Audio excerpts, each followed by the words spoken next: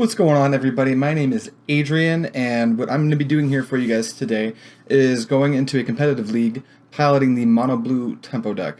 Now, for anyone who doesn't know what the Mono Blue Tempo deck is, and you know what, really quick, let me just go adjust my sound really quick, just because this is my first time doing this type of thing, and I definitely don't want the sound to get a little bit crazy over my voice. So I would like to be done in here.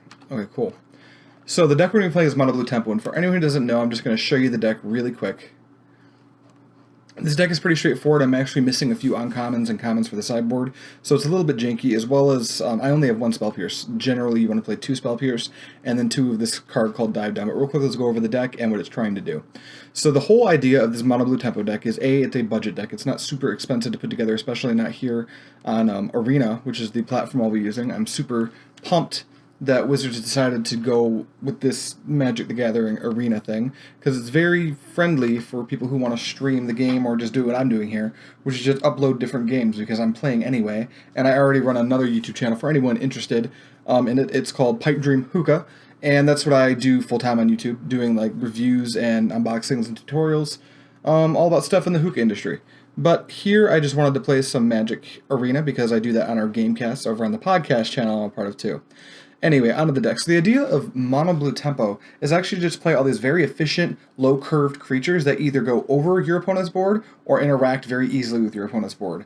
Cards that can do that are Mistcloak Herald is very good at obviously going through your opponent, as it cannot be blocked. Same as Siren Stormtamer, except for it is a very good creature type. It's got the wizard creature type, and you'll see in a minute we are playing some cards that require some of your creatures to be wizards. That card's actually going to be Wizard's Retort, more about that in a second.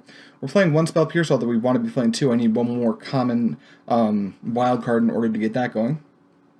Two Chart, of course, that's pretty self-explanatory. We're going to be attacking a lot. Card advantage is king when you're playing a tempo deck like this. 3 Essence Scatters, just because there are problem creatures that we want to be able to take care of, as well as the tempo aspect. If we are on the play and we want to do something like play a 1-drop and then pass, and then go on to play like a 2-drop, when we get into that 3-drop area where we want to be diving down something with a Curious Obsession on it, but we want to keep attacking, maybe we want to counter a Jade Light Ranger or something, it's very helpful for that if you don't have something like a Merfolk Trickster or an Exclusion Mage to kind of out-tempo our opponent's last turn.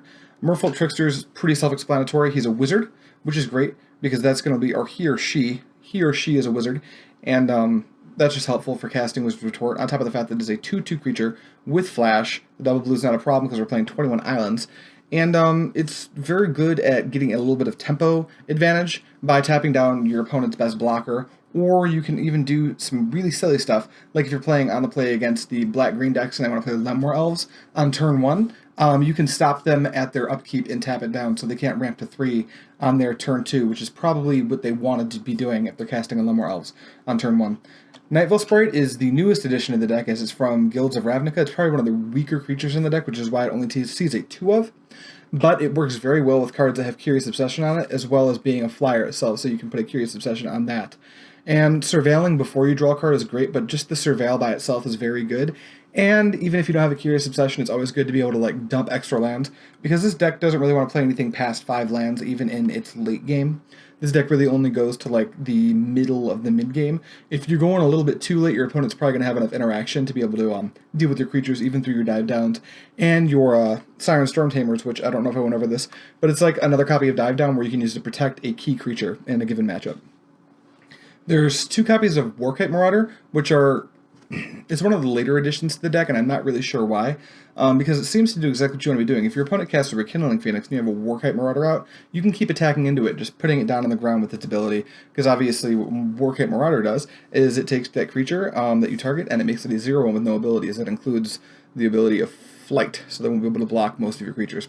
Exclusive Mage is one of the more expensive creatures in the deck. It's only a 2 of because it's not always good, but being able to bounce one of your opponent's creatures obviously puts it at a pretty good tempo advantage. And Tempest Djinn is probably just like one of the best things in the deck. After you're done grinding tempo out of your opponent in the first 3-4 turns, you want to just drop a Tempest Djinn protected, and that'll usually be your last attacker.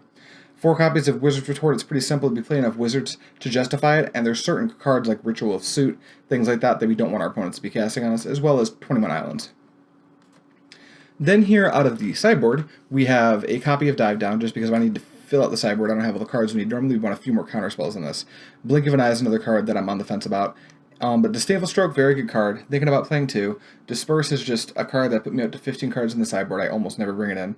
Essence Scatter is another one of those cards that probably should just be a Syncopate or another Disdainful Stroke, but we don't have those yet. Then Mystic Archaeologist is a card that I'm toying around with. I've been playing it in the control matchup. It's normally not very good. My sideboards where my weakest parts of this deck are. Then we got 4 Negates, which is pretty much staple. It helps you beat the crap out of control decks. And there's certain green-black decks or mono-red decks that are playing enough non-creature spells that can really hose you, where you want to be able to negate them. So not always will all 4 come in, unless you're playing against like Jeskai or Esper Control, but very often you will bring in a couple of negates. Diamond Mares are pretty simple. Mono-red has a serious problem if you can protect a Diamond Mare, because you're going to be gaining so much residual life just from playing your game that they're going to have a lot of trouble clocking you down to 0 life from 20. Sleep is a great spell against all of the mono-green decks, the green-black decks, any mid-range deck that can play bodies and kind of get in your way or just race you.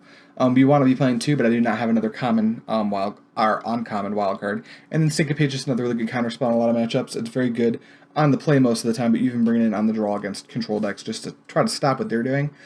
This is another card we could probably use a second of. But yeah, that is the deck we will be playing today. We're going to do a competitive league. We're going to try to win 5 rounds, but we're just going to keep going until we lose 2. And I will be completely transparent. I am not the best mono blue tempo player ever. I typically play blue-white X control decks. That's my specialty. That's what I've been playing in my PBTQ circuit, my local FNMs, cash tournaments, all that type of stuff in Paper Magic. I don't really play very much Magic the Gathering online. But this is a really good deck to grind with on Arena if you haven't yet. So if you're thinking about building a deck on Arena, I would recommend this. Since in the entire 75, I only actually have 6 rares, making it pretty easy to build if you haven't used up all of your wild cards in the beginning.